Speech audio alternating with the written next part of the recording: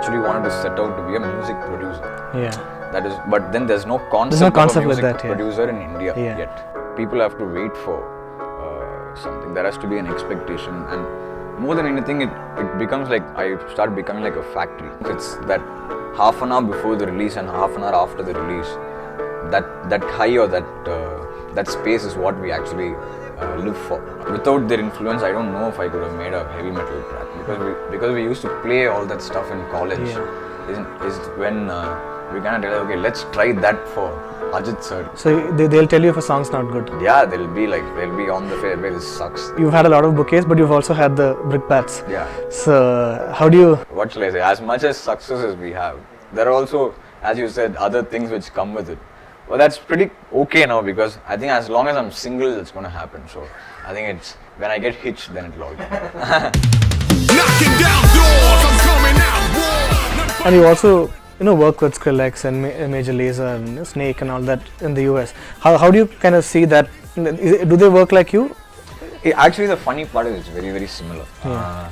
Their kind of music making and mind making. That's why we gelled really well, especially with Diplo and Major Lazer. What happened? Yeah. I learned so much from them in the sense when we are sitting together making songs. Yeah. It gives me so much pride and pleasure to know that we have to know all kinds of music, and that's so new for them, because they all are artists of a separate genre. Like, say he's a dance producer, Skrillex is a dubstep producer. Yeah. But then it's when they hear something, when we can play something which is Carnatic, and then next we can play something which is heavy, like a trap drop or something. It kind of, they're very curious about that. Yeah. And I think in today's world, everything has opened up so much that it's so easy to collaborate with one another. I think from day one I kept that as a point in all my albums to work with one indie artist in every film. That way, it's always been my aim, as I said, to be a music producer. So that way I think it's all just opened up so really well for me, and I'm so happy. I'm very excited to release the English songs that I've made with them. And next up is with DJ Snake. It's so funny because DJ Snake is French, and his best friend is again a French person, but he knows Tamil and he was here. So when Snake was playing in Chennai, he calls me, he's like, I'm your big fan. Have you heard of DJ Snake? I said, yeah, I know who DJ Snake is, dude. Of course, I know who DJ Snake. Okay, it'll be nice if you can come to the show. Then he took me on, Snake put me on stage. By then, Snake had heard all my songs, and already had worked with Diplo, so they're all like a cartel group, kind of. So that really worked out well. So next up is that. So I think that's my aim. Here, obviously, my songs will keep coming out, but also I want to make. That's my that gives me a lot of happiness. Just do whatever you want. Yeah. So, but every day you practice, right? Every day there's a song that you make. Yeah. And you also have a bank of, I hear about more than 700, 800 songs. Not 700. No, not that many. Few hundreds for sure, but in those few hundreds, we'll know that only a bunch or a handful are working. And I keep updating my bank. Those songs, after a point of time, do you feel that they've become outdated? Yeah, by the time it releases, you're pretty bored of it because you've listened to it like thousands of times over and over again. Yeah, after a song releases, it's very, very rare that we would listen to our own song. I don't know about the others. Yeah. It's even if it plays on the radio, we'll just probably shift to the next station because we would have heard it so many times. But I think we would have heard it about say 5,000, 10,000 times. But very few songs you can still like listen to and enjoy, because end of the day you have made it. So after that, I think you have to go and listen to other kind of stuff from around the world. But when you come back to a song, do you feel like, okay, I've done as much as I could? There's never that point. It's There's never a point. Till the last minute, I'll keep adding something. Like if I have to give the master today at 10 p.m. till 12 in midnight, I won't give it because I'll be doing something on it. What do the makers have to say about that? I think the kind of people that I work with and the filmmakers, they kind of understand my vibe. So that works out really well. They know that till that last moment I'll be doing something on it or changing something on it and stuff like that. So I think they're very understanding. So thanks to them for that. When we talk about a movie like Vivegam and things like that, it's an energy thing, right? It's a song that that you will be listening to 5,000 times, but then it needs to create that energy. How does that process really work? When I'm making the song, if I feel like, yeah, if I head bang to it, or if it's say, if it's like a Survivor, Yeah. then when the drop comes, if I'm feeling like, yes, that Yeah. worked for me, I think till that moment you're never happy. So that's how I have to enjoy it myself.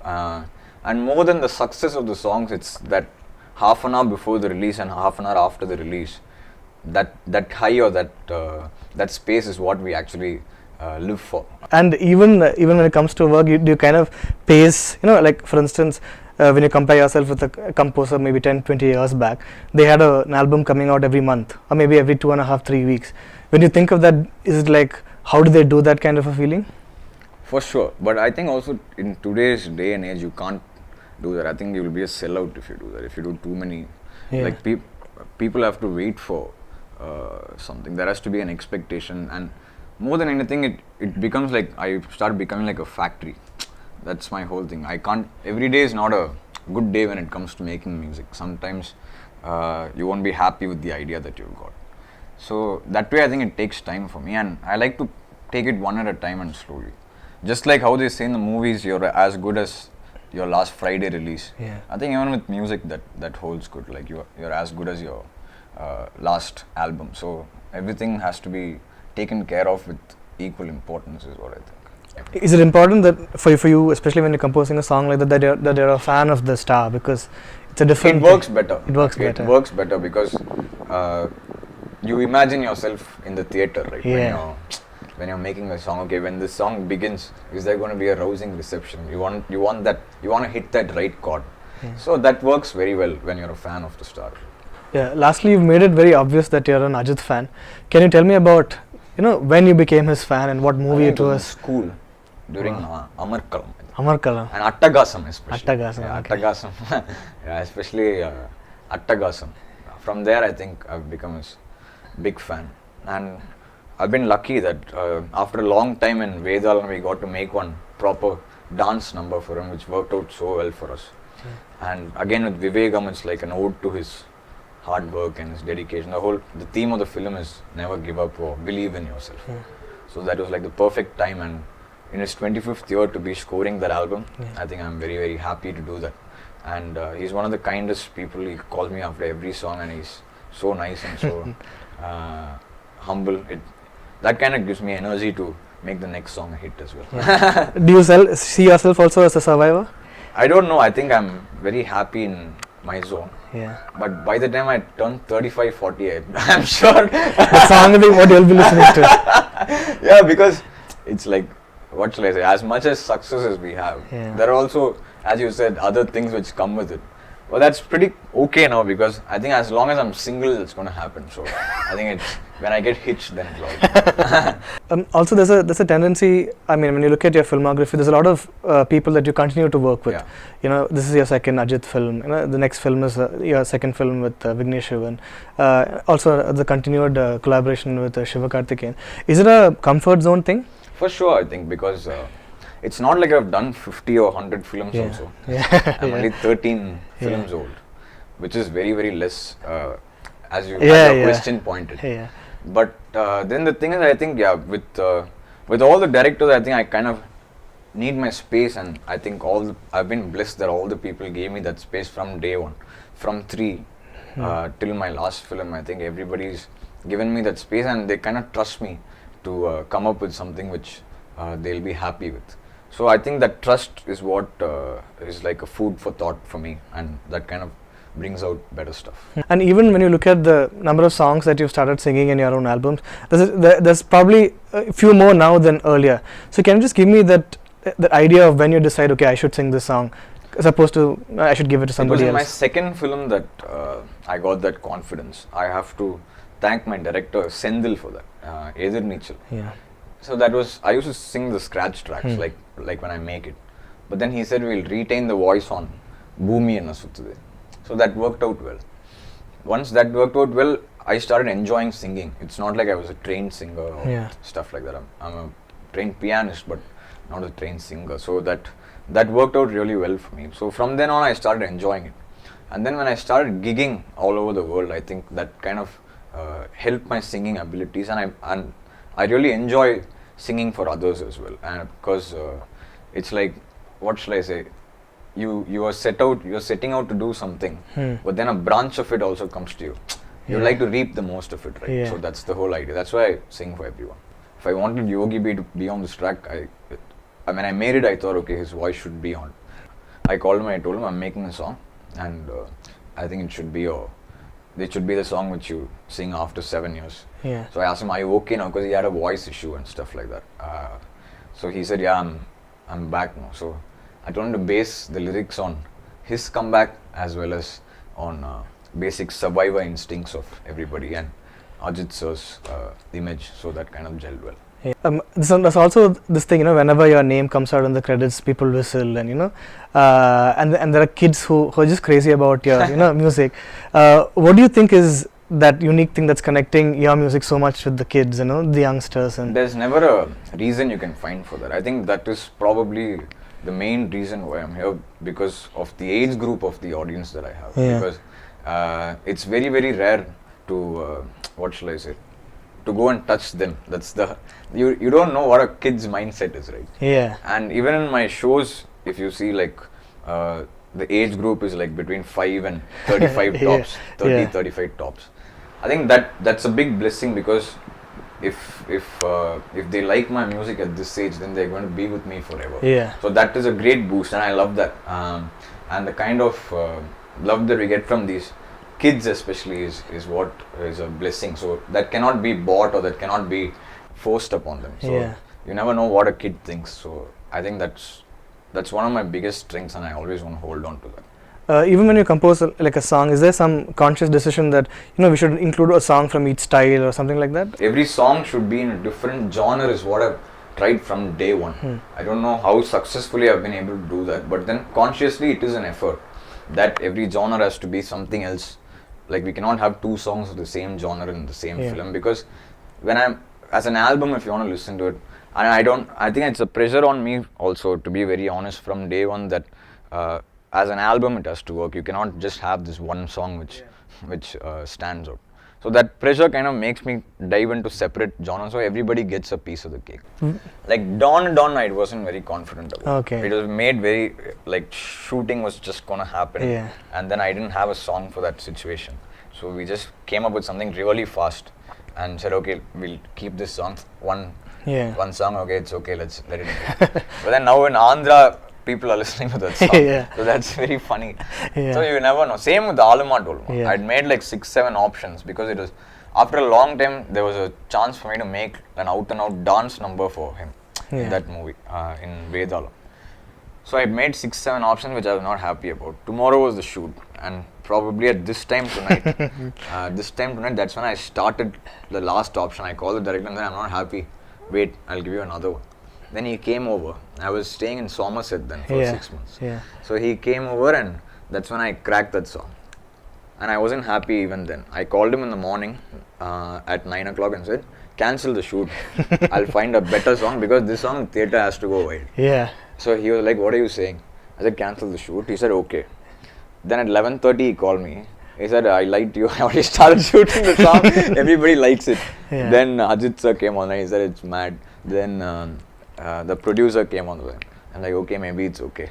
So what that means is, it's not just the tune that's important. It's a process of production that you want to maintain a certain standard of. Yeah, as I told you, that's what I really love. Like, I actually wanted to set out to be a music producer. That is, but then there's no concept of a music producer in India yet. It's only a music director. Then if you have too much work on your head, what you do is you give it to other people who produce it for you. But I don't like to do that, because from day one I like to, every sound that comes out of it has to be done by him. I think that's a burden, but at the same time it works very well for me. When you talk about, you said you have a system of banks and you create songs for, it's an independent thing, it's an individual thing where you compose songs. But then there's also a thing where, the music that you prepare for songs are supposed to be subservient to the film itself, right? It's meant as a something that's supposed to come below the film. So when you work in that concept, somewhere do you feel that I understand that you're lifting the movie as such, but then do you feel that that's not the way to work or something like that? For example, I told you about the Yenai Matrum Kadale. Yeah. Like that was not supposed to be a part of the movie. Yeah. But then I made that song in some mood one morning at 3 a.m. Then I called Vicky and told him, anyway, your movie is coming out now. Do you have space for this? Yeah. He said, no, there's only too many songs in the movie. Yeah. I said, you only said you wanted a musical, now why don't you want this song? He said, okay, I'll take it. Then we released the song, it worked out really well, but there was no space for it in the movie. That's when, during the background score, we just tried placing it in a climax, which is very wacky, because the situation is something different. Yeah. There's a fight going on, Yeah. but then there's a love song happening. So that worked out well for us. We thought it was quirky and nice. So that was a big risk. Even while watching the movie in the theatre, the moment that song started, I was only watching the reaction of the public. Yeah. 'Cause I want to know, okay, have we done something wrong Yeah. over here? But then that kind of boosted it. Even that, especially after that show, Shankar sir called me and said, I love the song placement of that. So I was like, okay, then we've done something right. Let it be. But is there any preference, like when it comes to like composing songs for a film and background scoring? Is there anything that you like more than the other? That I owe a big thanks to Dhanush, because from the first movie, with 3 it was a musical, it was a total musical. It was a love story. There were 9 tracks. There was orchestra playing through the film. So that way I kind of got that whole tuned into my system, that I have to deliver on the background score of every movie.